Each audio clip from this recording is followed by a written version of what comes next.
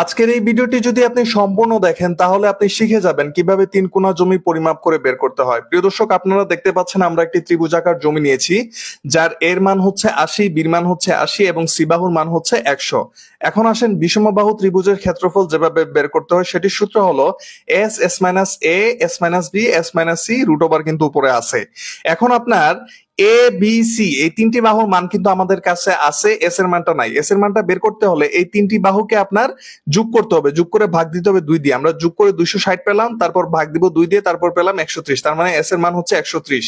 এখন নিচে এসে আবার রুট ওভার দিয়ে এস এর মানটা এখানে 130 বসাবেন, তারপর এই যে 130 মাইনাস 80 এর মান হচ্ছে 80, বির মান হচ্ছে 80 এবং সি মান হচ্ছে 100। মানে প্রত্যেকটা থেকে আপনার এস থেকে এ বি সি এগুলাকে বিয়োগ করতে হবে। বিয়োগ করার পর আপনার যে ফলাফলটা আসে, এই যে এস এর মান 130, এই যে যেগুলো বিয়োগ করার পরে ফলাফল আসে সেগুলোকে এখানে বসিয়ে দিলেন, প্রত্যেকটার সাথে প্রত্যেকটা গুণ হবে।